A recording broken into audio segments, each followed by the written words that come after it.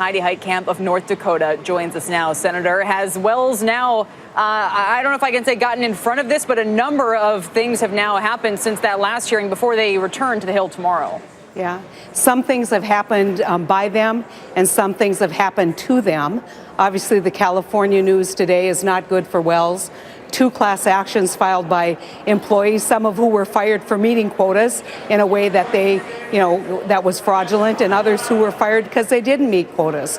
And so, in some ways, this is too little too late in terms of the response that we got. Hopefully, the response tomorrow to the House will be much more robust, much more, forward driven. This is what we're going to do. This is an institution with hundreds of thousands of employees in our country. It's a well-regarded and well-respected institution.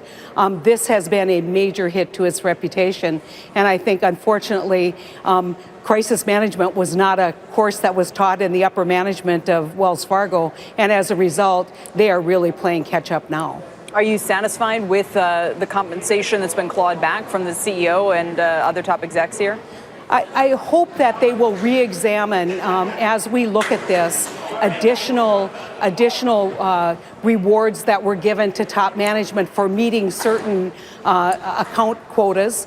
And obviously looking at, as I think Elizabeth Warren pointed out, looking at what was in fact the growth of compensation for meeting these benchmarks and whether that had any role in their increased stock prices. We still have not heard about the woman who was in charge, whether we're going to see clawbacks there. And as the Senate Democratic members today have issued their list of questions, we know that it's not just about clawbacks. This is about restoring confidence, but actually looking at how they have internal controls to prevent this from happening, and why, even though they knew about this allegedly in 11, dramatic steps weren't taken to rectify and correct this problem, and as a result, it persisted. And Carrie Tolsted's pay, I think, is being clawed back by about $19 million. That's part of some of the latest rounds of announcements. Exactly. Senator, is the committee doing anything to try and explore whether similar sales practices were prevalent at other institutions, or is it right now focused strictly on what happened at Wells? Well, one of the questions I have is this common practice? Was this isolated? And we would be remiss if we didn't start examining other institutions to find out if we're seeing this kind of behavior. And so the answer would be yes. The committee needs to be engaged at that level. But we need to understand also what happened in the Wells situation and what we can do to prevent this from happening in the future. And, when bad things happen in agencies, we have an inspector general that comes in, we have GAO. It seems like it was all insular and interior response without really a watchdog within the Wells operation, and that's very troubling to me. Senator, are you concerned that this raises a question about whether Wells Fargo, or indeed any of the other massive financial institutions in this country, are effectively too big to manage? I think when we talk about too big to fail, we're talking about institutions that, when they're managed this way, present systemic risk to the economy. The great irony of this is, if you believe Wells Fargo, they didn't experience a lot of economic benefit, but they took on a whole lot of water here so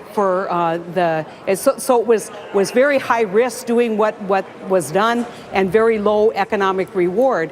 That's not management style that I think anyone as shareholders or members of the Wells family can really appreciate. But I think we're going to get over our skis if we get to that point where we start saying this is about breaking up banks. I'm not there yet.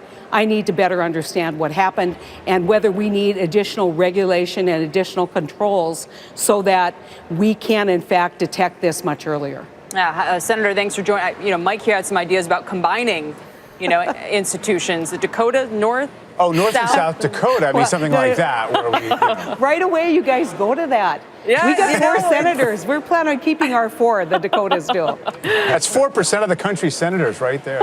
Isn't that great? All that common sense coming to Washington. Exactly. Senator Heitkamp, thank you again for joining us. You bet.